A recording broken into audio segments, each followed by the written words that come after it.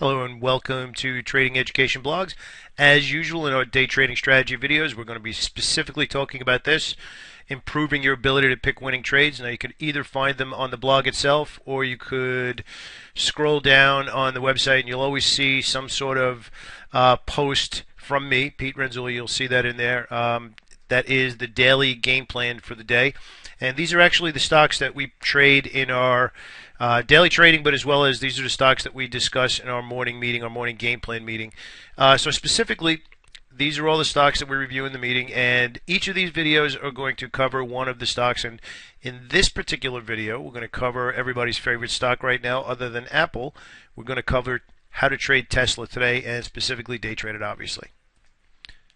Okay, so we're back on the charts now. Clearly, we're looking at Tesla now. One of the most important things that we're going to keep hammering home over and over and over again, the intraday entries are not nearly as important as setting up the trade itself on a longer term chart. Now, going back a little bit, probably about 3 or 4 weeks ago, Tesla absolutely looked like it was going to crack to the downside. And what ends up happening is probably caught some shorts of some early shorts wanting to get through, but you want to read into the price action of what's happening. And every single day, whether you're day trading or holding something for 2 days, it's extraordinarily important to have a bias, and you don't want to deviate from the bias.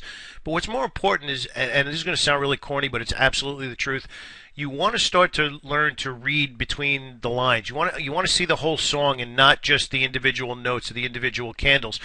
So what's going on here? This is a much longer term weekly downtrend. We finally break the weekly downtrend. But what actually happens prior to the weekly downtrend? Well, we took out support and immediately reversed. That's sign number one. We have a gap on bigger volume. We hold that. So number one is the shorts are taken out. Clearly, we broke support. Gap up on good volume. Sign number two.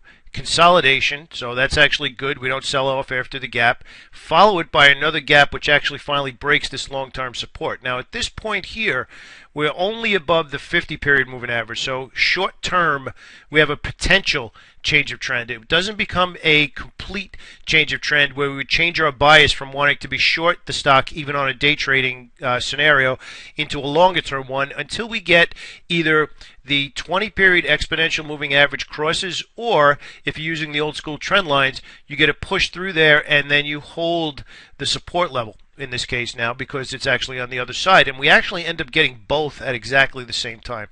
So what ends up happening, we get another gap, 2 consolidation days, and another gap. So you're getting a very clear picture of inside day gap, inside day gap. Now what ends up happening is this 225 was a much longer term level that we were watching. We finally blasted through there. So now we have a trend day on good volume through 225. So now intraday you're saying to yourself, all right, I have a reason to be day trading Tesla long. We have a little bit more confirmation.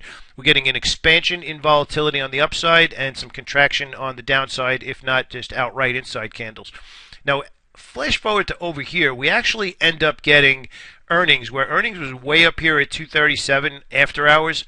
Got clobbered coming into the next day down at 220 and immediately reversed on good volume. So this was actually almost a $16 day intraday. Now again, it was earnings, a little bit more different type of strategy than just purely trading the technicals. But here's the thing. We actually held the earnings. We did not reverse down, which was the initial sell-off after earnings. So again, not quite an inside day. However, we are only looking for trading long, and that's it. We're not looking for anything but a long in this scenario.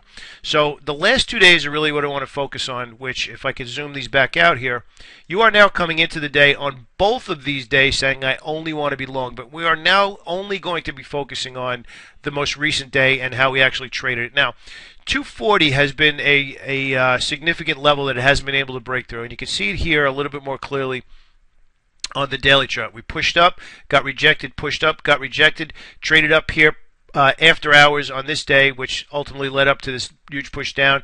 So 240 has really been the level. We pushed above there and got through there again and immediately got rejected. So as day traders in our pre-market meetings, we're saying, all right, 240 is the number. That's the level we got to get through.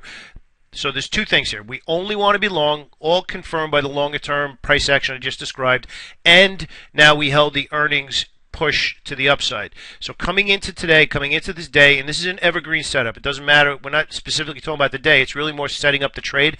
Only want to be long, looking for 240 to be the significant number, and then always looking at the previous day's high and low as a significant number.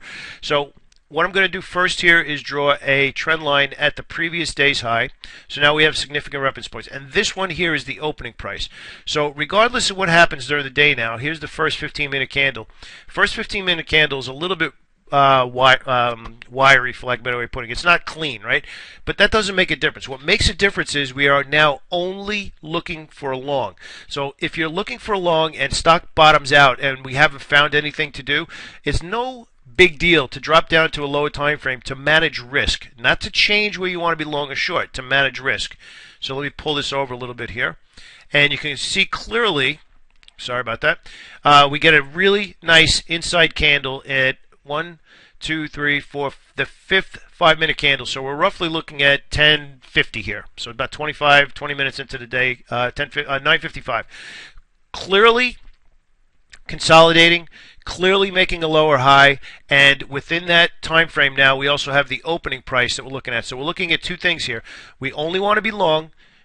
We're looking at 240, and we're looking for a spot to manage risk but also be long. So you have two signals here, a breakout of this 5-minute candle as well as a breakout above the open, which also coincides with 240. Now, this happens to explode and give a really, really good clean move in basically an hour, just over an hour. But again, that's not the point. The point is you're setting up the day, waiting to manage risk, only looking for a long, and you have significant reference points, in this case 240, and the previous day's high. So let's just say, for argument's sake, you missed this trade, and it just happens too fast for you for whatever reason. This is very significant. Now let's put the pieces together. We only want to be long, and we know yesterday's high was a significant reference point. You get a pullback into yesterday's high, which was support. Very, very clean indecision candle here, looking now for a spot to look for a bid. So you're bidding into the previous day's high as support, and you get another nice clean move of roughly $2.50 off of that. You dance around a little bit here, and you now have a double top. Once that double top doesn't follow through, you might want to tighten up your trailing stop. Completely up to you. And again, we're not putting all the bigger picture stuff here. This is really more about putting the pieces together to form a day trading strategy to take advantage of volatility with a bias to only looking to one side of the market. And Tesla's a great example of using the multiple time frames, recognizing your significant reference points, and then ultimately getting to the point where you're managing risk by dropping down on a shorter time frame. Now, you're not changing your trading time frame. You're still day trading. You're just dropping down from the 15 to the 5 to look for a spot to enter. Thanks so much for watching this lesson on day trading strategy. If you like what you saw today, be sure to start your game plan trial. You can click on the little I dot in the top right hand corner there and start your trial this week. Love to see you in the room with me.